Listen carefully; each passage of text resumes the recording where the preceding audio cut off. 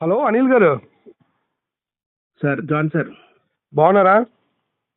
బాగున్నాను సార్. ఒక ప్రశ్న ఉందండి. ఈ మతోన్మాదులు ఎప్పుడు మనల్ని అంటున్న ప్రశ్న, అడుగుతున్న ప్రశ్న అదేంటంటే, మా ఇంటికి వచ్చి మీరు ప్రచారం చేస్తారు, క్రైస్తవులు ప్రచారం చేస్తారు, ఒక ముస్లిం ప్రచారం చేయడు, ఒక హిందూ ప్రచారం చేయడు, క్రైస్తవులు మాత్రమే ప్రచారం చేస్తున్నారు, ఇది మా ఇంటికి వచ్చి చేస్తున్నారు కనుక మేము అందుకే ప్రశ్నిస్తున్నాం అన్నట్టుగా వీళ్ళు మాట్లాడుతున్నారు. నా పాయింట్ ఏంటంటే, ఇండియా అంతా బౌద్ధం ఉంటుంది కదా చరిత్రలో. బౌద్ధం ఉండేది ఎక్కడ పడితే అక్కడ, ఎక్కడ త్రవ్వకాలు జరిగినా, ఇండియాలో ఏ మూల త్రవ్వకాలు జరిగినా బౌద్ధ ఆరామాలు, బౌద్ధానికి సంబంధించిన విగ్రహాలు ఇవే బయటపడతాయి. ఎందుకంటే బౌద్ధం ఇండియా అంతా ఉండేది. ముందు హిందూయిజం అనేది లేదు. ఈ హిందూయిజం అనేది ప్రతి చోట ఎందుకు ఇంత విస్తరించి ఉంది? దీనికి ప్రచారం కారణం కాదంటారా? ప్రచారం జరగలేదంటారా? హిందూయిజం కోసం ప్రచారం అనేది జరగలేదంటారా? మీ అనాలిసిస్ ఏంటండి సార్ దీనికి? సార్ ఇప్పుడు కొంతమంది పచ్చి వెధవలు ఉంటారు, వాళ్ళకి తూ అంటే తారాదు, పొట్ట పొడుస్తు అక్షరం రాదు. ఓకే.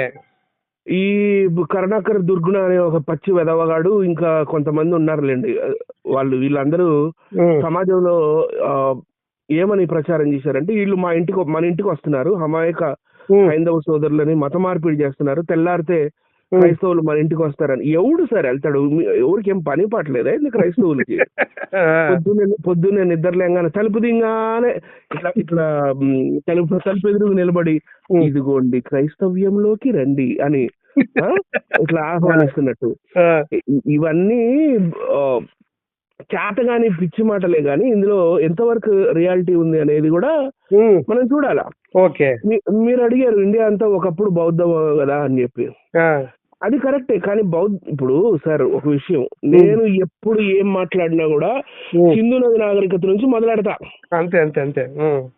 సింధు నది నాగరికతలో మాతృస్వామ్య పద్ధతి ఉంది. ఓకే. అంటే mother is the head of the family. Okay okay okay. వాళ్ళు మదర్ గాడెస్ ని పూజించారు. మదర్ గాడెస్ యొక్క చాలా మట్టి విగ్రహాలు దొరికినాయి. వాళ్ళేం రాతి విగ్రహాలు చేసుకోవాలి, వాళ్ళేం శిల్పులు కాదు. ఓకే, అర్థమైందా సార్? తర్వాత ఇంకా వాళ్ళు ప్రకృతిని కూడా ఆరాధించారు అని మనం చెప్పొచ్చు. Okay, right. అందుకనే ఇప్పుడు మనకి ఇప్పుడు కూడా గ్రామ దేవతలు, చెట్టు దేవతలు వగేరా వగేరా వచ్చారంటే అది సింధు నది నాగరికత నుంచి వచ్చిన వాళ్ళే. Okay, right. మళ్ళీ ఈ చెట్టు దేవతలు, ఈ దేవతలు, గ్రామ దేవతలు జనరల్ గా ఉంటారు. వాళ్ళు ఆర్యవర్తంలో మనకు నార్త్ ఇండియాలో ఉండదు, గమనించండి బాగా. అవునవును అవును అవును. నేను 20 సంవత్సరాలు నార్త్ ఇండియాలో ఉన్నాను కాబట్టి, నేను చూసాను కాబట్టి నేను చెప్పగలుగుతున్నా. అవునవును, ఎక్స్పీరియన్స్ అంతే. ఇప్పుడు ఈ స్టెప్పే పాస్టోరియల్ ప్రాంతాల నుంచి, ఆ తర్వాత యామ్నాయ కల్చర్ లోంచి, ఆ తర్వాత కాలనిస్ట్ కల్చర్ లో నుంచి, ఆ తర్వాత శృబ్నాయ, ఆ తర్వాత సింతాస్టా, ఆ తర్వాత ఆండ్రోనోవో అని ఇట్లా రకరకాల కల్చర్స్ లో ఈ ఆర్యులు అనేవాళ్ళు బతుకుతా ఇప్పుడు మెసొపొటేమియా ఆ ప్రాంతం నుంచి ఏలామీయులు ఎలాగైతే మెల్లిగా వచ్చి సింధు నది నాగరికతలో ఉండి, సింధు నది నాగరికత నుండి దక్షిణ భారతదేశానికి వచ్చారు, అలాగే ఆ రష్యా దగ్గర నుండి వీళ్ళు మెల్లిమెల్లిగా గుర్రాలు, రథాలు వేసుకొని, అసలు ఫస్ట్ ఆఫ్ ఆల్ ఈ రథం కనిపెట్టింది సింతాస్టా కల్చర్ లో. అవును అవును. గుర్రాన్ని సింతాస్టా కల్చర్ లో బతికేటప్పుడు ఈ గుర్రాన్ని రథానికి కట్టాలి అని చెప్పి నేర్చుకుని రథాలని తయారు చేసుకొని భారతదేశంలోకి ఒక బ్యాచ్, ఇరాన్ లోకి ఒక బ్యాచ్ వెళ్ళింది. Okay okay. వాళ్ళు ప్రోటో ఇరానియన్ భాష మాట్లాడేవాళ్ళు ఆ టైంలో సింతాస్టాలో. అవునవును అవును, కరెక్టే. అటు వెళ్ళి పర్షియన్స్ అయ్యారు, ఇటు వచ్చి ఆరియన్స్ అయ్యారు. సింపుల్, అంతే అంతే అంతే. రైట్. ఇప్పుడు వీళ్ళు గుర్రాలు తినేవాళ్ళు యాక్చువల్ గా ఆర్యులు. ఋగ్వేదం 1వ మండలం 162, 163 సూక్తాలు చదవండి. అవును, గుర్రాలు ఫుడ్. అవును, గుర్రం మాంసం ఎట్ట వండుకోవాలి ఏంది ఇవన్నీ కనపడతాయి ఋగ్వేదంలో. దరిద్రం ఉంటుంది మొత్తం. అవునవునవును.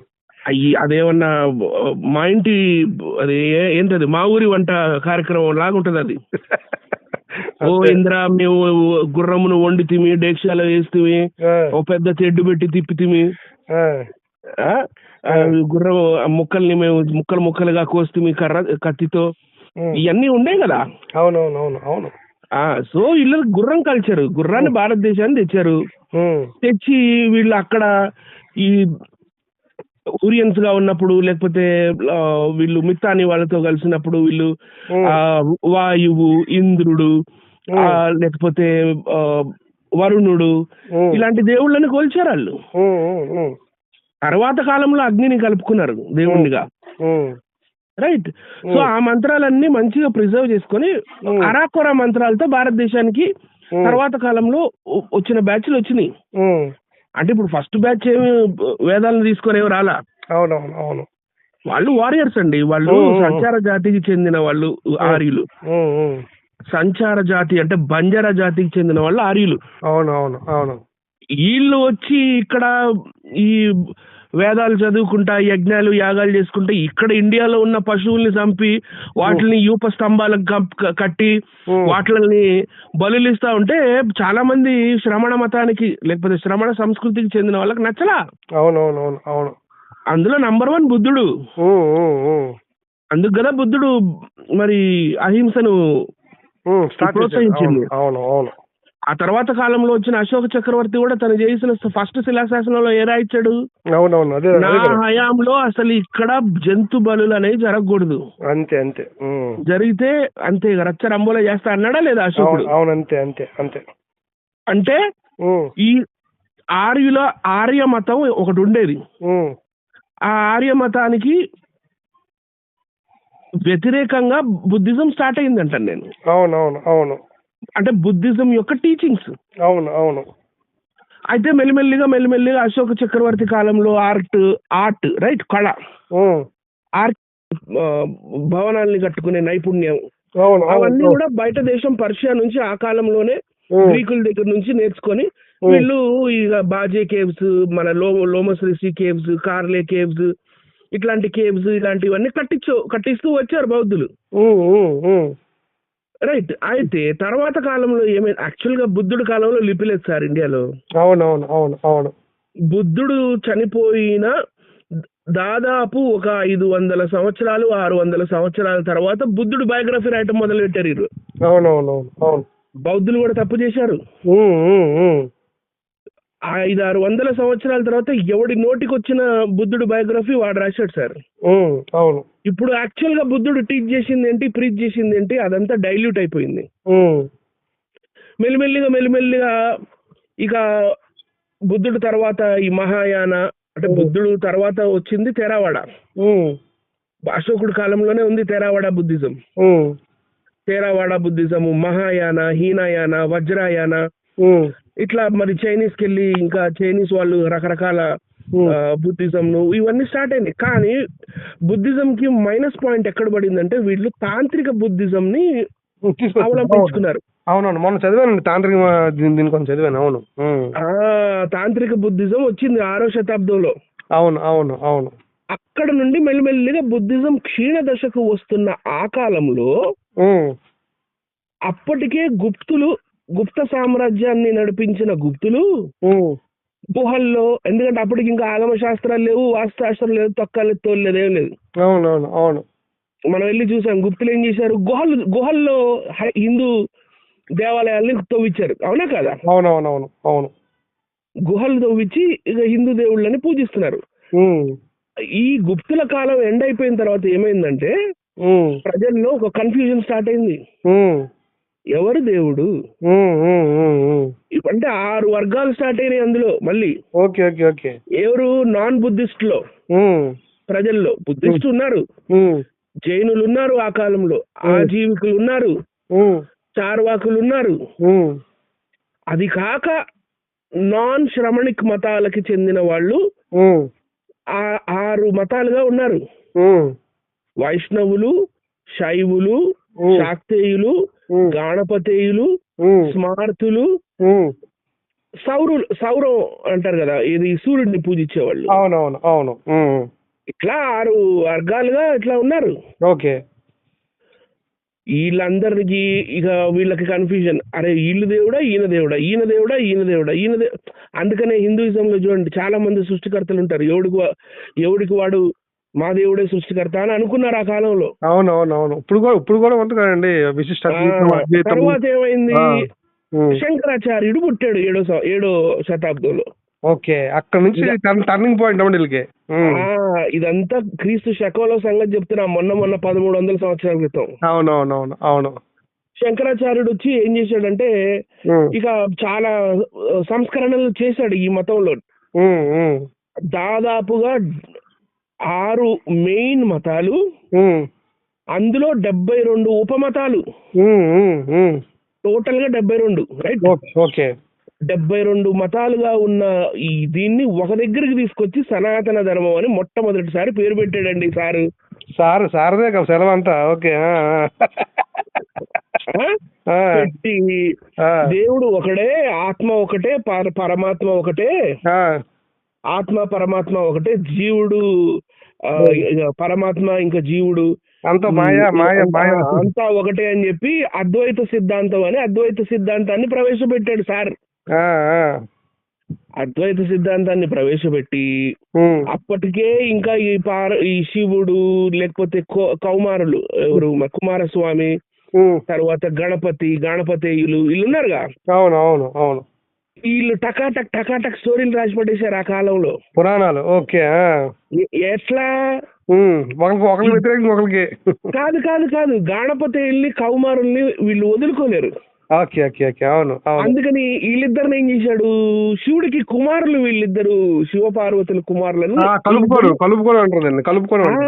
టోటలిటేరియనిజం అంటారు దాన్ని.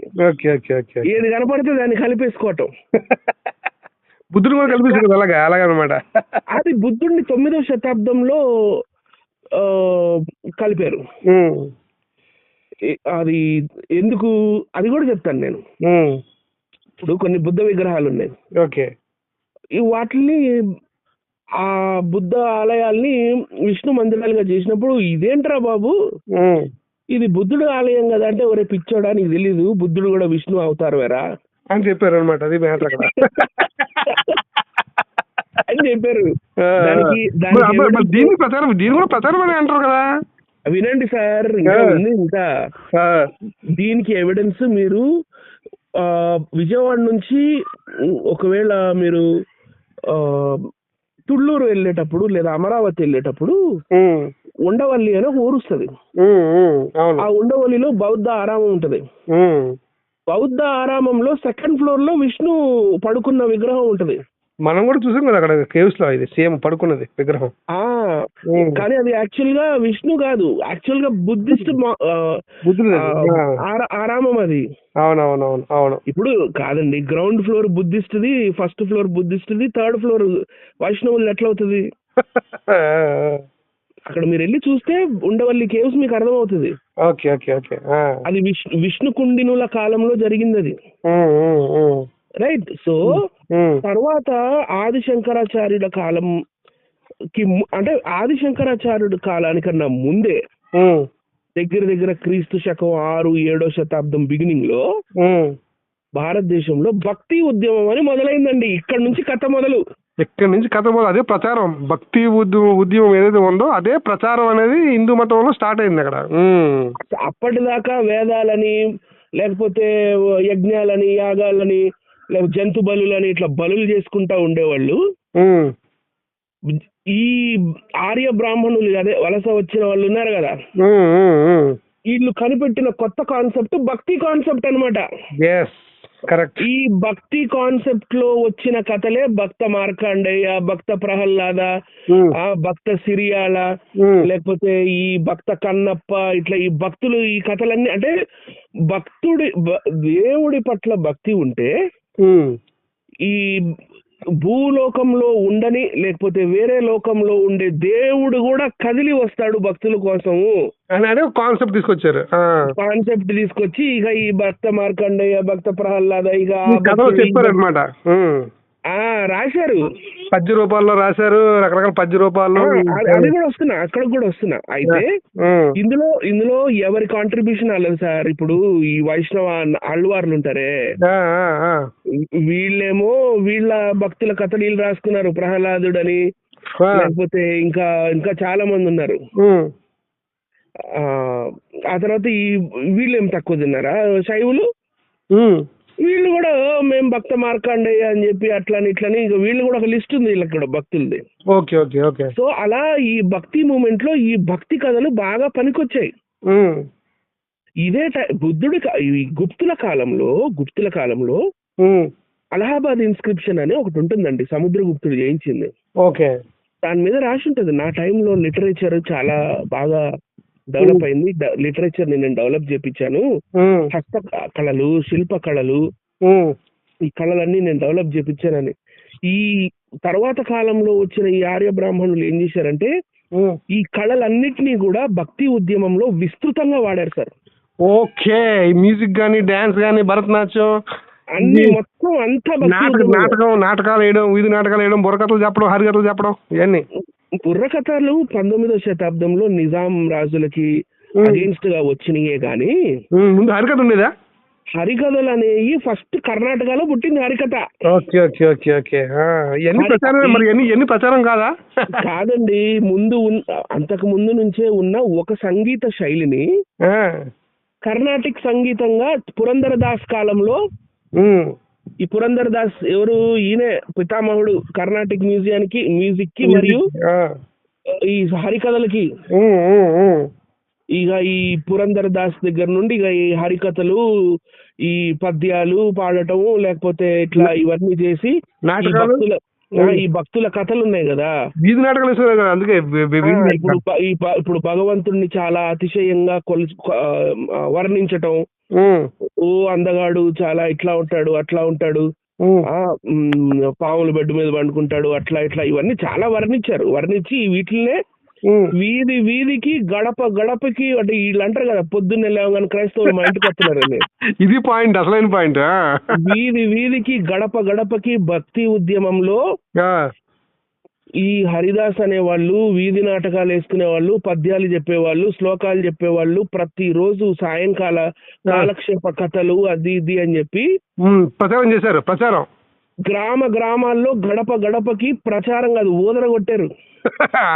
అది పాయింట్. ఓకే. అదే ఇప్పుడు కాదండి, భక్తి ఉద్యమము 6-7 శతాబ్దంలో మొదలయ్యి 15వ శతాబ్దానికల్లా అది ఉత్తర భారతదేశంలో ఒక స్ట్రాంగ్ హోల్డ్ గా అయిపోయింది. అది అవును. 17వ శతాబ్దానికల్లా మణిపూర్ దాకా వెళ్ళిపోయింది. Okay okay okay. ఈ మణిపూర్ కి ఎట్లా వెళ్ళింది, వైష్ణవిజం వెళ్ళింది మణిపూర్ కి. ఇప్పుడు 17వ శతాబ్దంలో మేతీలందరూ కూడా వైష్ణవులుగా ఎందుకు మారారు? ఆ కాలంలో ఉన్న రాజు వైష్ణవిజం తీసుకున్నాడు. దానికి వైష్ణవిజం ని మణిపూర్ లో విస్తరింపజేయడానికి వాళ్ళు మణిపూరి డాన్స్ ని కనుక్కున్నారు. టింకి టికిరి టింగ్ అని. ఈ కూచిపూడి, భరతనాట్యము, లేదా ఈ పద్యాలు పాడటము, ఈ శ్లోకాలు, ఇవన్నీ కూడా భక్తి ఉద్యమం యొక్క రిజల్టే. వీళ్ళు ప్రచారం బలంగా చేసి మనల్ని అన్నారు. ఇప్పుడు మీరు ఎందుకు చేస్తున్నారని. ఇప్పుడు మీకు త్యాగరాయ కీర్తనలేం గాని, మరి అన్నమయ్య గారి ఈ పాటలేం గాని, ఇవన్నీ భక్తి ఉద్యమంలో వచ్చినాయిగా. భక్తి ఉద్యమంలో ఆడోళ్ళు ఏమైనా తక్కువ తిన్నారా మరి? అవును.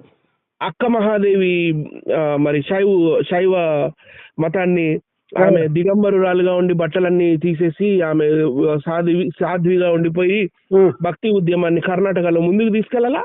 అవును. మరి మొల్ల రామాయణాన్ని రాసింది మరి ఇవన్నీ భక్తి ఉద్యమంలో కాదా? మరి మీరాబాయి భక్తి ఉద్యమానికి చెందింది కాదా? మీరాబాయి. అవును, విన్నా. అవును, నిజం చెప్తే రక్త కన్నీటి గారుస్తారు సార్ ఇల్లు. చరిత్ర తెలియని చరిత్రహీనులు. ఇప్పుడు భారతదేశంలో ఉన్న ప్రజలకి చదువు చెప్పకుండా భక్తిని, అంటే నేనేమంటున్నానంటే సార్, విషయం ఒకటి ఏంటంటే, ఇప్పుడు ఒక దేశం ఉంది, అందులో ఉండే వాళ్ళని ఏమంటారు? ప్రజలు అని అంటారు కదా. కానీ మన భారతదేశంలో ఉండే ప్రజల్ని ప్రజలుగా ఉండనివ్వకుండా భక్తి ఉద్యమంలో భక్తులుగా మార్చారనమాట. అది సంగతి. దీన్ని వాడుకోవడానికి అందుకే ఇప్పుడు వరకు మనకి ఇన్ని పండుగలు ఎందుకు ఉంటాయండి అని ఆలోచిస్తే దీనికి ఆన్సర్ ఇదనమాట. అంటే భక్తి ఉద్యమేనండి. ఇప్పుడు నెలకు ఒక పండుగ ఎందుకు, ఇలాగ నెలకు ఒక పండుగ ఎందుకు ఉంటుంది వీళ్ళకి? అందుకే అనమాట, అది ప్రచారంలో ఒక భాగమే కదా. కానీ భక్తి ఉద్యమంలో చాలా ఎక్కువగా సక్సెస్ అయింది కృష్ణుడు అనే కాన్సెప్ట్. ఓకే. కృష్ణుడు అనే కాన్సెప్ట్ ఆశ్రమ పద్ధతి కోసం అని, కృష్ణుడికి గోపికలు ఉన్నారని, ఆ తర్వాత గోలోకం ఉంటుందని, ఈ గోలోకంలో అందరూ చాలా మంది స్త్రీలు ఉంటారని చెప్పి ఇట్లా ఈ ఆశారాం బాపు ఆశ్రమాల్లో ఆడోళ్ళని పెట్టుకుని ఉంటాడే, ఇవన్నీ భక్తి ఉద్యమం నుంచే మొదలే ఎవరికి ఇష్టం వచ్చింది ఆడు రాశాడు సార్. Okay okay okay. రాయటమే కాకుండా ప్రచారం చేయటం. ఇప్పుడు ఇంకా చాలా ఇవి ఇప్పుడు భగవద్గీత 6వ అధ్యాయం ఉంది. 6వ అధ్యాయంలో మీకు భక్తి మార్గమే చాలా మేలైనది అంటే అవును అవును అవును, భక్తుల కోసం నేను ఏమైనా చేస్తాను ఇట్లాంటివి అంటాడు. అవును రైట్. మళ్ళీ భక్తులలో నేను ప్రహ్లాదుని వంటి వాడను అంటాడు. ఇవన్నీ భక్తి ఉద్యమంలో రాసినవి ఇవన్నీ. అవునవునవును, అర్థమవుతుంది నేను చెప్పేది? టోటల్ గా అర్థమవుతుంది, మామూలు కాదు. ఇవన్నీ మీరు భక్తి ఉద్యమం కోణంలో సార్. ఇప్పుడు భక్తి ఉద్యమం గురించి చెప్పాలంటే ఒక్క రోజులో అయిపోయేది కాదు. భక్తి ఉద్యమం ఇప్పటికీ నడుస్తుంది తెలుసా మీకు? అవును, ఇప్పటికీ నడుస్తుంది. అవును అవును అవును. ఇప్పుడు ఫస్ట్ వీళ్ళు ఏం చేశారంటే వినాయక చవితి, దసరా ఇవన్నీ వీధిలోని టెంట్లు వేసి చేయడం. పైగా ఏంటంటే మెయిన్ గురువులు ఈ వినాయక చవితి చేయరండి. కారణం ఏంటంటారు? అదొకటి చెప్పండి. ఈ వినాయక చవితి అనేది బాలగంగాధర తిలక్ కాలంలో వచ్చిందిలేండి సార్. ఓకే. బ్రిటిష్ వాళ్ళకి అగేన్స్ట్ గా వీళ్ళందరూ ఒక దగ్గర చేరి మాట్లాడుకోవాలి అని అంటే బ్రిటిష్ వాడు ఒప్పుకోవట్లేదు. ఆ టైం అప్పుడు వినాయక చవితిని మేము అందరం చేసుకుంటామని బయట ఈ 9 రోజులు రాత్రులు ఉత్సవాలు ఇవన్నీ బాలగంగాధర తిలక్ కాలంలో వచ్చినాయి. కానీ అంతకుముందే యాడున్నాయి సార్. ఇప్పుడు ఈ క్రాకర్స్ అనే కాన్సెప్ట్ కూడా ముందు లేదు కదా. యూరోప్ నుంచి క్రైస్తవులు తెస్తే కదా గన్ పౌడర్ వచ్చింది. దీపావళి అంటే దీపాలు వెలిగించడం కదా, డపాస్ ఎందుకు కాస్తున్నారు వీళ్ళు? అది తెలియట్లేదు నాకు. ఇప్పుడు మన భారతదేశంలో ఫస్ట్ టపాసుల ఫ్యాక్టరీ ఎప్పుడు పెట్టారు? స్వాతంత్రం వచ్చిన తర్వాత కలకత్తాలో పెట్టారు. ముందు లేదు కదా మరి. అవును లేదు. ఇది మంచి పాయింట్ చెప్పారండి, సరైన పాయింట్ ఇది మాత్రం.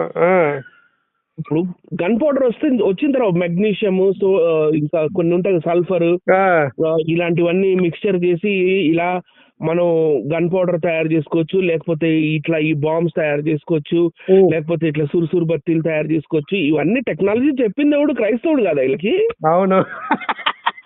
అంటే క్రైస్తవులు టెక్నాలజీ కావాలా ఏ పండగ చేసుకోవాలన్నా కూడా. Correct correct. స్వాతంత్రం వచ్చిన తర్వాత మొట్టమొదటిసారి కలకత్తాలో ఫస్ట్ ఫైర్ వర్క్స్ ఫ్యాక్టరీ పెట్టారు. అవును. తర్వాత కాలంలో అది 1950లు వగరా. దాని తర్వాత శివకాశికి, తమిళనాడులో ఉన్న శివకాశికి ఆ ఫ్యాక్టరీలన్నీ షిఫ్ట్ అయిపోయినాయి. మా పండుగలు కాల్చనట్లేదు, పొల్యూషన్ అంటున్నారని ఈ రాధా మనోహర్ దాస్ గారు ఇలాంటి పిల్లక పంతులు అందరూ కూడా ఓవరాక్షన్ చేస్తున్నారు. అందుకే ఎవ్వడు ఏమన్నా చేసుకోనండి సార్. మొత్తానికి గన్ పౌడర్ వచ్చిన తర్వాత క్రాకర్స్ వచ్చినాయి. గన్ పౌడర్ ఎవడు తయారు చేశాడు? అది క్వశ్చన్ అది. Okay okay okay.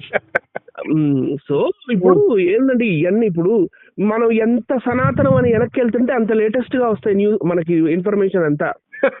అవును అవును. తర్వాత ఏం జరిగింది? మెల్లిమెల్లిగా ఈ కర్ణాటిక్ ఇప్పుడు వీళ్ళు దేవదాసుల్ని కూడా వదలలేదు కదా. దేవదాసులకి కమ్మగా చదువు చెప్పారు, దేవదాసులకి డాన్సులు నేర్పించారు, మ్యూజికల్ ఇన్స్ట్రుమెంట్స్ వాయించడం నేర్పించారు. అందులో ఇప్పుడు వ్యభిచారంలో కూడా భక్తి మూమెంట్ ముందుకు తీసుకెళ్లారు. రా స్వామి రా. ఇవన్నీ ఇప్పుడు మీరు పాత మందిరాలు, కాకతీయులు కట్టించిన మందిరాల్లోకి వెళ్ళి చూస్తే ఆ గోడల మీద లేకపోతే మీకు మనకు అందరికి డాన్సర్స్ కనపడతాయి. అవునవునవును అవును. ఈ కూచిపూడి ఇవన్నీ అప్పటికి ఇంకా కూచిపూడి లేదులేండి, అది తర్వాత విషయంలే. కానీ కూచిపూడి తర్వాత లేటెస్ట్ గా వచ్చింది. ఆ తర్వాత ఇవన్నీ యాక్చువల్ గా దాన్ని ఆట అంటారు. ఆటం, మోహిని ఆటం అని, కృష్ణ సినిమా ఫీల్డ్ లో కూడా ఎన్టీ రామారావు వీళ్ళందరూ వచ్చాక కృష్ణుడు బ్రిటిషోడు రీల్ కనుక్కున్నాడు కాదండి. బ్రిటిషోడు అనని కానీ క్రైస్తవులు రీల్ కనుక్కున్నారు. తర్వాత క్రైస్తవులు ఒకటే అంటున్నారు, ఇల్లు దొరికిపోయారు అంటారు. మళ్ళీ అదొక పాయింట్, అది కూడా చెప్పండి, క్లారిటీ ఇవ్వండి. వాళ్ళు ఏంటంటే కెమెరాని కనుక్కున్నారా కనుక్కోలేదా? కనుక్కున్నారు. ఆ కెమెరా టెక్నాలజీ ఇండియాకి తెచ్చారు. ఎప్పుడు? స్వాతంత్రానికి ముందే. ఆ, ఆ, వీళ్ళు ఏం చేశారు, బ్రిటిష్ వాళ్ళు ఇండియాలో వదిలి వెళ్ళిపోగానే ఆ. సినిమా రంగంలో భక్తి ఉద్యమం మొదలెట్టారు ఇక. అది అసలైన ప్రచారం. సినిమా రంగంతో భక్తి ఉద్యమం, ప్రతి ఒక్కటి మొత్తం అన్ని పురాణాలు, రామాయణాలు, మహాభారతాలు, ఇక అవి ఇవి అన్ని బుర్రలోకి ఎక్కించారు. ఒక్క సినిమా ఒక్కటి వదిలేరండి. నర్తనశాల అంట, మాయాబజార్ అంట, లేకపోతే ఇంకా అసలు ఏమేమో, ఇక ఒకటా రెండా ఎన్ని పౌరాణిక సినిమాలు, అన్ని నన్నయ్య తిక్కన ఎర్రన తర్వాత కాలంలో రాసిన పద్యాలు ఇవన్నీ. అవునవును, ఎన్ని పాడి పాడి పాడి ప్రచారం చేసి హిందూయిజాన్ని గట్టిగా బలంగా నాటేశారు. ఇవన్నీ తర్వాత వచ్చిన వాడు ఫల్గునుడు, దుర్యోధన వచ్చిన వాడు ఫల్గునుడు, ఇవన్నీ భక్తి ఉద్యమంలో నన్నయ్య తిక్కన ఎర్ర ప్రగడ, శ్రీనాథ కవి, లేకపోతే మన ఈ పోతన, ఈ అందరు భక్తి ఉద్యమం వాళ్ళే కదండి. అవునవును, అవును. వాళ్ళ పద్యాల్ని సినిమా రూపంలోకి ప్రజల్ని తీసుకెళ్లి ఇంకా డీపీ చేశారు ప్రచారం. మళ్ళీ కెమెరామ్యాన్ క్రైస్తవుడు, మళ్ళీ మార్కస్ బాట్లే తోటి ఆ కెమెరా ట్రిక్కులు చేపించుకొని హనుమంతుడు ఇదిగో చిన్నగయ్యాడు, ఇదిగో పెద్దగయ్యాడు, లేకపోతే ఇదిగో ఇట్లాంటి మాయలు మంత్రాలు, ఆ విఠలాచార్య సినిమాలు, ఇవన్నీ ప్రజల్ని చూపించి ప్రజల్ని పిచ్చోళ్ళని చేశారు తెలుసా, పిచ్చోళ్ళని చేశారు. ఇప్పుడు మనం చెప్తుంటే సువార్త చెప్తుంటే ఇది మత ప్రచారం ఇదేట్లా చెప్తున్నారు అంటారు వీళ్ళు. అంత చేసిన వీళ్ళు చేసి తర్వాత ఇప్పటికి కూడా భక్తి ఉద్యమం నడుస్తూనే ఉంది. మీరు ఏదైనా సాయంత్రం పూట ఏదైనా టీవీ ఛానల్ పెట్టుకోండి, అందులో రాముడు, కృష్ణుడు, శివుడు, ఈ టీవీ సీరియల్స్ రావట్లేదా? అది కూడా ప్రచారమే కదా. మరి ప్రచారమేగా. ఇప్పుడు నువ్వు గ్రాఫిక్స్ వేసి మరీ చూపించేది ఏంది సార్, నాకు అర్థం కాదు. సీరియల్స్ లో కూడా హీరో చచ్చిపోతే హీరోయిన్ ఏమో దేవుడికి ప్రార్థిస్తే లేచిపోతాడు హీరో. అది కూడా గుండెల్లో బుల్లెట్ గుచ్చుకున్నాడు. మరి ప్రచారం కాదా? ఇప్పుడు మళ్ళీ నాగిని అని, లేకపోతే నాగదేవత అని చెప్పి ఇవన్నీ సీరియల్స్ రావట్లేదా ఏంటి?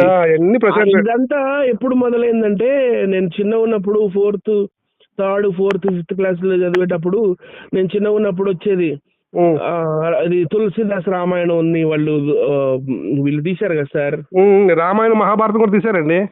రామాయణ అని వచ్చేది పొద్దున్న 9ంటికో 9:30. ఆదివారం రామాయణం మహాభారతం వచ్చేది. అవును, అది మహాభారతం అయితే మరీ టూ మచ్, బిఆర్ చోప్రా వాళ్ళది. అవునవునవును. అది అందులో అసలు మేము చర్చికి వెళ్లే ముందు ఇట్లా మా నాన్న అసలు టీవీ పెట్టించేవాడు కాదు చిన్న ఉన్నప్పుడు. నేను వాళ్ళు ఏదో స్నానం చేసుకోవడానికి కూడా పక్కకి వెళ్ళినప్పుడు వెంటనే ఇట్లా టీవీ పెట్టంగానే పొద్దున్నే సండే రోజు మహాభారత్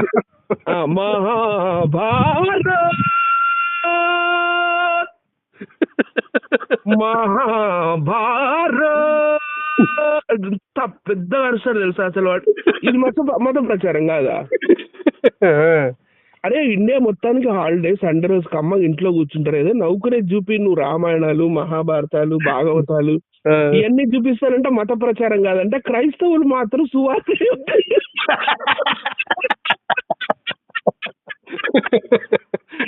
ఎంత ఎర్రోలండి నిజంగా. ఎవరికి బుర్రకాయలేదు తెలుసా, నేను చెప్తున్నా. బుర్ర మోకాలు ఉంటుంది, అధికారంలో ఉంటుంది బుర్ర. పైన తలుంది, కింద మొలుంది, అల్లో బుర్ర లేదు, అంతే. మోకాల్లో ఉంటుందో లేకపోతే అరికాల్లో ఉంటుందో నాకు తెలియదు. ఇప్పుడు ఇవన్నీ ఇంతకు ముందు యాడున్నాయి సార్, అన్ని భక్తి ఉద్యమంలో వచ్చినాయి తప్ప ఇంకా యాడున్నాయి సార్. ఇప్పుడు మందిర నిర్మాణ శైలిని కూడా బౌద్ధ మందిర నిర్మాణ శైలి నుంచి కాపీ చేసుకొని, అంటే కాపీ అనను కానీ ఇన్స్పిరేషన్ గా తీసుకొని హైందవ మందిరాలని వీళ్ళు తర్వాత డిజైన్స్ ఏం గానీ, ఆ ఆకృతులు ఏం గానీ అట్లేదంటారా? ఎన్ని చూసాం సార్ ఎర్లీ టెంపుల్స్, మనం ఎన్ని తిరిగాం మనం. అవునండి. అవన్నీ బుద్ధిస్ట్ స్టైల్ నుంచి ఎలా వచ్చాయి నేను ఒక్కటొక్కటి ఎక్స్ప్లెయిన్ చేసి చూపించా కదా మీకు. అవును, చూపించా చూసాం కదా మనం. ఇప్పుడు కృతిముఖం అంటారు, కృతిముఖం. అవును. అదే ఒక దేవుడు బొమ్మ ఉంటే ఆ దేవుడు బొమ్మ పైన ఒక డ్రాగన్ ఫేస్ లాగా ఒకటి నోరు తెరుస్తుంది, లయన్ లాగా. అది కూడా ఫోటోలు తీసాం దగ్గరికి వెళ్ళి. మరి అది బుద్ధిస్ట్. అది ఈ వెంకటేశ్వర స్వామి ఫోటో మీద, ఇంకా ఇతర దేవతల ఫోటోల మీద ఆ కృతి ముఖం ఉంటది, అదంతా బుద్ధిజం నుంచి తీసుకున్నావే. అంత కాపీ అంత కాపీ ప్రచారం చేశారు అంతే. ఇప్పుడు హిందూ దేవుళ్ళు ఎవరైనా చూడండి పద్మం మీదే నిలబడి ఉంటారు, లేకపోతే పద్మంలో కూర్చొని ఉంటారు. లాస్ట్ కి ప్రచారం ఎంతవరకు వచ్చిందంటేనండి, మొత్తం అన్ని ప్రాంతాల్లోనూ ఇప్పుడు హోటల్స్ లో కూడా పైన దేవుడి పేరు వేసి హోటల్ పేరు, అలాగే బార్స్ కూడా అండి, మందు తాగే బార్ ఉందా, బార్ కూడా దేవి వైన్స్ అని, తిరుమల వైన్స్ అని, వెంకటేశ్వర వైన్స్ అని, ఏంటంటే ఘోరం. దేవుడు పవిత్రత అంటారు, వైన్స్ కి ఏమో దేవుడి పేర్లు పెడతారు. అదే నేను జనరల్ గా బయట రోడ్డు మీద అట్లా వెళ్తా ఉంటే పక్కకి వెళ్తే జనరల్ గా 2 పేర్లు కనపడతాయి, దుర్గా వైన్స్, కనక దుర్గా వైన్స్.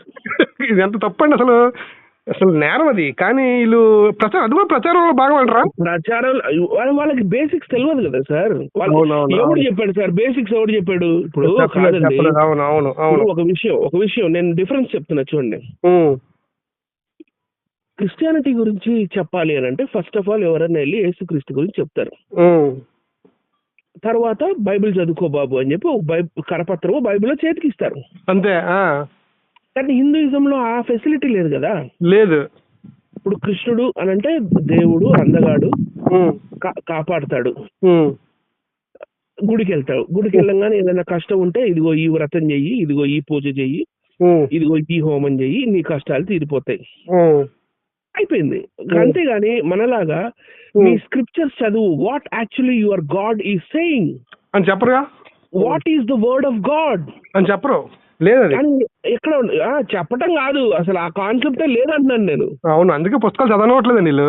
ఎవరన్నా హైందవ సోదరులు పాపం కష్టంలో ఏదో మాకు ఆవిడికి బాగాలేదు, మా అబ్బాయికి బాగాలేదు అన్నప్పుడు గుళ్ళకి తీసుకెళ్తే వాళ్ళు ఏంటి, ఇదిగో ప్రాణగండం ఉంది, నువ్వు ఇదిగో ఈ వ్రతం చెయ్యి, ఈ పూజ చెయ్యి, ఈ హోమం చేపి, 40,000 ఖర్చు అవుతుంది, 30,000 ఖర్చు అవుతుంది, ఈ సామాన్ కావాలి, ఆ సామాన్ కావాలంటే నేను ఎంత మందిని చూసా, కొన్ని 100 మందిని చూసా.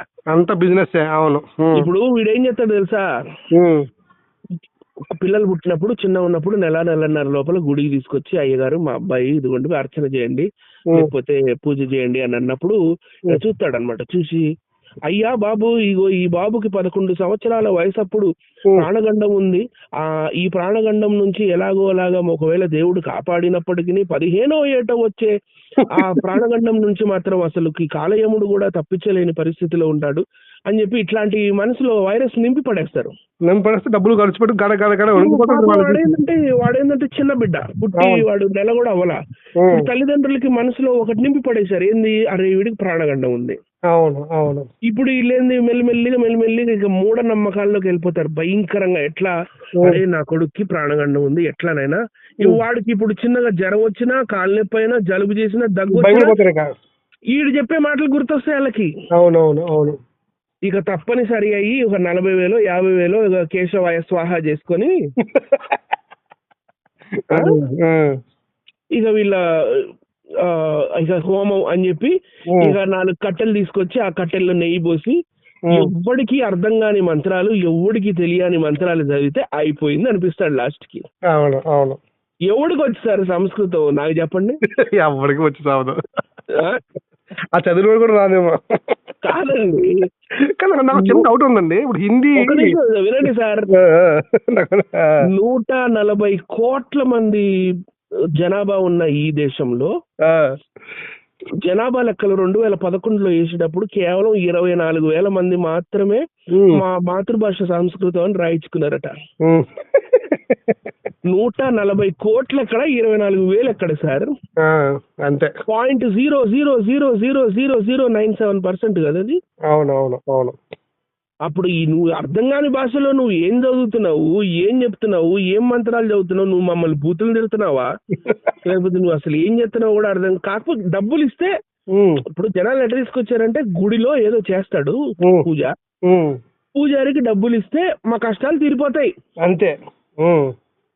అలా మైండ్ సెట్ కూర్చోబెట్టారు. ఎక్కువ మాట్లాడితే పాత సినిమాలు చూపిస్తారు. ఇగో చూడు, పాతకాలంలో మరి సతీ సావిత్రి ఏం చేసిందో చూడు, వాళ్ళ ఆయన చనిపోయిన తర్వాత కూడా పతివ్రత ఆమె సావిత్రేనా ఎవరు అదే సతీ సావిత్రి. అని వాళ్ళ ఆయన చనిపోతే యముడు తీసుకెళ్లిపోతా ఉంటే పోవుచున్నావా యమ ధర్మరాజ, ఆ పాట గుర్తుందా? గుర్తుంది. ఎన్టీఆర్ పాడతాడు కదా, అది పో బేల పో అది ఆ పాట. ఈయన బర్ర మీద కూర్చొని ఏమి అవలా నా వెంట పడుచుండివి, నీ భర్త ప్రాణాలు నేను గైకొని పోవుచుండగా నాకు అడ్డు వచ్చుచుండివి అంటాడు. ప్రతి ప్రాణాలు తాకేదని డైలాగ్ ఉంటుంది కదా. ఇదంతా ప్రచారమేనండి. అవును. ఆడోళ్ళని ఏం చేశారంటే, మీరు you have to be a good wife, అంతవరకే పతివ్రత. మగవాడైతే సత్యవ్రతుడు, ఆడదైంటే పతివ్రత, అంతే. అట్లా చేసి పెట్టారనమాట. మగవాడు సత్యవ్రతుడై ఉండడానికి, ఆడది పతివ్రతుడై ఉండడానికి చదువు అవసరం లేదు కదా. చదువు అవసరం లేదు, జ్ఞానం అవసరం లేదు, విజ్ఞానం అవసరం లేదు, ఇంగిత జ్ఞానం ఉంటే చాలు. కానీ వీళ్ళు చెప్పే కథలు, వీళ్ళు చెప్పిన కథలు, వీళ్ళు రాసిన కథలు, వీళ్ళు భక్తి ఉద్యమంలో ప్రచారం చేసిన కథలు మన విచక్షణ జ్ఞానాన్నే సవాలు చేసే విధంగా ఉంటాయన్నమాట. అవునండి. ఏంది, క్షీరసాగర మదనాన్ని చిలికితే అందులో నుంచి గుర్రం వచ్చింది, అందులో నుంచి ఏనుగు వచ్చింది, అందులో నుంచి చందమామ పుట్టింది. క్షీరసాగర మధ్యలో నుంచి చందమామ పుట్టేది ఏంటి సార్, నాకు అర్థం కాదు. సో వీళ్ళు ఏంటంటే అన్ని కూడా అప్పట్లో ఉన్న సాహిత్యాన్ని, అంటే సాహిత్యం రాయడానికి ఉన్న ఆ గ్రామర్ ఏం గాని, ఆ మ్యూజిక్ ఏం గాని, ఆ డాన్స్ సిస్టమ్స్ ఏం గాని, లేకపోతే ఈ ఆల్ఫాబెట్స్ ఏం గాని, ఇవన్నీ కూడా భక్తిని ప్రోత్సహించడానికి, జనాల్ని భక్తులుగా మార్చడానికి సాహిత్యాలు రాసేశారు. రకరకాల నృత్య కళలని, అందుకే రాష్ట్రానికి ఒక నృత్యం ఉంటుంది చూడండి. అవును. 1932లో పెట్టారు దానికి భరతనాట్యం అని పేరు. ఓకే. 1932 కన్నా ముందు అసలు దాని పేరు భరతనాట్యమే కాదు. అది ఏదో ఆటం ఉంటది, కృష్ణ ఆట్టమో ఏదో ఆటం దాని పేరు. ఆ తర్వాత కూచిపూడి కూడా చాలా లేటెస్ట్ గానే 14th, 15th సెంచరీలోనూ వచ్చింది అది, కూచిపూడి. సో ఆ తర్వాత ఈ హిందుస్థానీ కర్ణాటిక్ మ్యూజిక్ కాస్త ఉత్తర భారతదేశానికి భక్తి మూవ్మెంట్ ద్వారా పైకెళ్ళి హిందుస్థానీ మ్యూజిక్ గా అయ్యింది అది. తర్వాత మొఘల్స్ కాలంలో హిందుస్థానీ మ్యూజిక్ లో చాలా పర్షియన్ ట్యూన్స్ గానీ, పర్షియన్ కల్చర్ గానీ కలిసింది అందులో. కథక్ అండి, కథక్ ఏంది, మొఘల్ కాలంలో వచ్చింది కథక్. సో ఇవన్నీ కూడా ఎంత పాతది అనుకుంటామో అంత కొత్తవి. వీళ్ళు అన్ని మాధ్యమాలని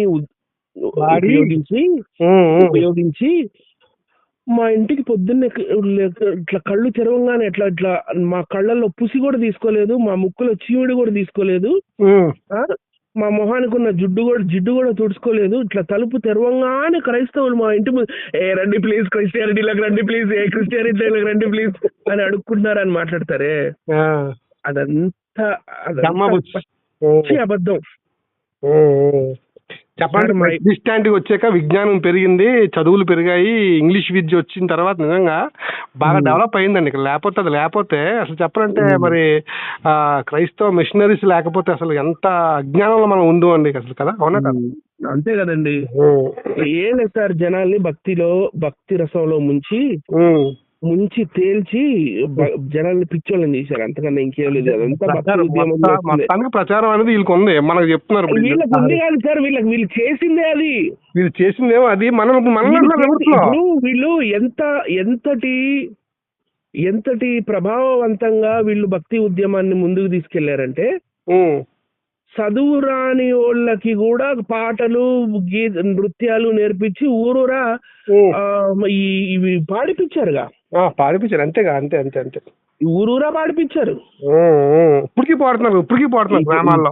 ఇప్పుడు అంటే ఏందండి, హరిదాసు వస్తాడు మన ఇంటి, హరిలో రంగహరి, హరిలో రంగహరి అని చెప్పి ఏదో సంక్రాంతి అప్పుడు వచ్చి ఏదో కొన్ని బియ్యం తీసుకొని వెళ్తాడు. పాతకాలంలో హరికథలు చెప్పేవాళ్ళు భక్తులారే అదొక పాట ఉంటదిలేండి, అది రామ కనవే మీరా శ్రీ రఘురామ కనవే మీరా పాట గుర్తుందిగా. అవునవునవును. ఇలాంటివన్నీ హరికథలు, అసలు ఇవన్నీ భక్తి గీతాలు, గేయాలు, లిటరేచర్, ఇది మన సంస్కృతి అంటారు. ఏమంటే ఇదంతా మన సంస్కృతి. ఇవన్నీ మొన్న తయారు చేసిన సంస్కృతి, ఆది నుంచి వచ్చిన సంస్కృతి కాదు కదా. అనే కాదు అసలు. అవును అవును, ఆది నుండి వచ్చిన సంస్కృతి సింధు నాగరికత సంస్కృతి. అది మర్చిపోయినట్టుగా ఇది అన్ని చేశారు అసలు. మైమరపించేసి ఈ భక్తి ఉద్యమంలో వచ్చింది, ఇదే మా సంస్కృతి, ఇదే మా పరంపర, ఇదే మా ఇది, దీనికి ఇప్పుడు మీరున్నారు, నేనున్నాను, మనం నిజాలు చెప్తున్నాం, మనం దేశద్రోహులం అనమాట. మనం దేశద్రోహులం అనమాట, ఎందుకంటే నిజం చెప్తున్నాం కదా. ఇలా ఇప్పుడు చెప్పినవన్నీ కాదమని చెప్పండి, వీళ్ళు కాదు ఇది కాదు అని చెప్పమంటే దమ్ముంటే అసలు వీళ్ళకి అంత సత్తా ఉంటే చెప్పలేరు, నిజం కాబట్టి. భగవద్గీతలోనే భక్తి గురించి, భక్తి మూమెంట్ లో ఫుల్ యాడ్ చేసినవి ఇవన్నీ ఉన్నాయి. అవును, భగవద్గీతలో కూడా ప్రచురణ చేయడం కూడా ఉదరు ఉంది, దొరికేస్తాయి. అసలు నేనే భక్త ప్రహ్లాదుడు అని చెప్తుంటే శ్రీకృష్ణుడు డైరెక్ట్ గా. అవునండి, 10:30 అనుకుంటా, తీయండి ఉందా లేదు, మనం మొత్తం చేద్దాం, వీడియో చేద్దాము. ఆగండి ఒక్క నిమిషం, నేను నా దగ్గర ఉన్నట్టుంది, చూస్తాను, ఉండండి. తీయండి మనం 10:30 నాకు గుర్తుంది ఆ రెఫరెన్స్. తీయండి. చూసారా ప్రజలారా, ఇంతవరకు అనిల్ గారు చెప్పింది ఎంత వాస్తవంగా ఉందో చూసారా ప్రజలారా. ప్రచారం వీలు చేసి, ప్రచార సాధనాలు వీలు ఉపయోగించి మొత్తం మనల్ని మాయలో పెట్టి, మనకు చదువు లేకుండా చేసి, మూర్ఖంగా ఆలోచించేట్టుగా చేశారు, మనకి చదువుని దూరం చేశారు, అజ్ఞానాన్ని దగ్గర చేశారని మనకి అర్థమవుతుంది. చూసారా ప్రజలారా ఎంత మోసమో. ఈ మోసం బయట పెడుతుంటే మమ్మల్ని తిడుతున్నారు, ఈ మోసాన్ని బయట పెట్టి క్రైస్తవులు ప్రచారం చేస్తారంటున్నారు. చూసారా ప్రజలారా, ఎంత ఈ సబ్జెక్ట్ని అందరికీ పరిచయం చేయండి, అందరూ నేర్చుకోండి, ఈ వీడియోని అందరికీ షేర్ చేయండి. తీసారా అనిల్ గారు? ఇగోండి ఒక నిమిషం వచ్చింది. దైత్యులలో నేను ప్రహ్లాదుడను. ఓకే, 10:30 భగవద్గీత. అరే ఈ ప్రహ్లాదుడు స్టోరీ రాసిందే భక్తి ఉద్యమంలో రావాలి డౌట్.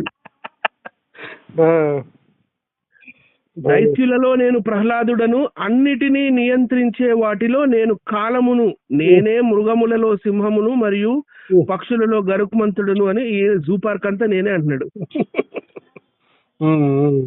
మరి ఏంది చూడండి. మళ్ళీ ఇంకా చాలా ఉంటాయి. వినాయకుడు నేనే అంటాడు, బ్రహ్మన్ నేనే అంటాడు. అంటే ఇప్పుడు ఏంటంటే ఈ శంకరాచార్యుల కాలంలో ఈ 72 మతాలు వేరువేరుగా ఎవరిని ఉన్నాయో అవన్నీ కలుపుకోవటం అనమాట ఇక్కడ 10వ అధ్యాయంలో భగవద్గీతలో. మిక్స్ చేయడం. అవును అవును, మీరు హిస్టరీ అర్థం చేసుకుంటూ ఈ లిటరేచర్ చదివితే అర్థం అవుతుంది. అవును అవునండి, స్క్రిప్చర్ ఏం కాదు, లిటరేచర్ సాహిత్యం అంతే. అంతేనండి. అదండి, అయితే మొత్తానికి మంచి మంచి విషయాలు చెప్పారండి. మొత్తానికి ప్రచారం వాళ్ళు భక్తి ఉద్యమం ద్వారా ప్రచారం చేశారు అనేది మనకు క్లారిటీ వచ్చిందండి. సార్ ఇంకో విషయం, భక్తి ఉద్యమంలో అద్వైత సిద్ధాంతం వచ్చిందని చెప్పా.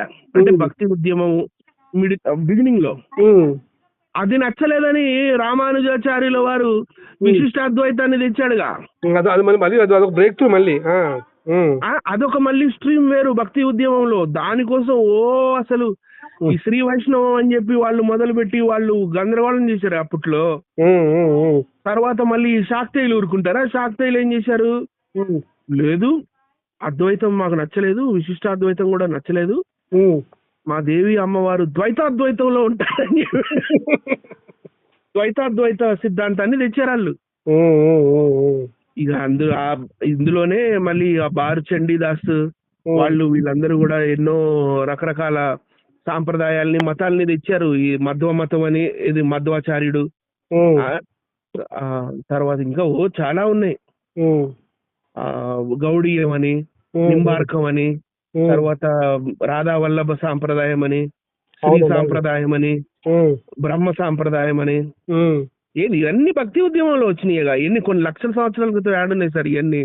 అవునండి. అవునండి. అవును. లక్షల సంవత్సరాల పాడ వాళ్ళ ఈ సిద్ధాంతాలన్నిటినీ ఫస్ట్ ఆఫ్ ఆల్ అసలుకి ఎవరు స్థాపించారన్న వాళ్ళ వాళ్ళ వాళ్ళ స్థాపకులు ఉన్నారు. వాళ్ళు ఎప్పుడు పుట్టారో డేట్లు ఉన్నాయి, ఉమ్, ఉమ్, ఉమ్, అన్నీ ఉన్నాయి. వాళ్ళు రాసిన లిటరేచర్లు కూడా ఉన్నాయి. అంటే మ్యానుస్క్రిప్ట్స్, ఒరిజినల్ మ్యానుస్క్రిప్ట్స్ ఉన్నాయో లేవో మనకు తెలియదు కానీ ఉమ్. సిద్ధాంతాలు అయితే ఉన్నాయి. ఇవన్నీ భక్తి ఉద్యమంలో పుట్టినవే. అవునండి, వీళ్ళు తెలివితేటలేదు, అందుకే భక్తిలో ముంచేస్తారు తప్ప ఆ పుస్తకాలు చదవట్లేదు. మెయిన్ అది పాయింట్ ఫైనల్ గా. మనం ఏం చదవనక్కర్లేదు, ఇండియన్ హిస్టరీ చదివితే అన్ని అర్థమవుతాయి సార్. రైట్ అండి. మరి ఇవన్నీ కూడా మీరు బుక్ లో తీసుకొస్తున్నారా అండి? పుస్తకంలో ఇవన్నీ కాదు. ఇప్పుడు నేను చెప్పి దానికంటే టాప్ లో ఉంటది అనమాట, అది పాయింట్. అర్థమైంది. నేను ఏవైతే చెప్తున్నానో ఇవన్నీ నా పుస్తకంలో ఒక టాపిక్ అంతే. Okay, okay, okay. ఒక టాపిక్ అంతే. ఉమ్, ఉమ్.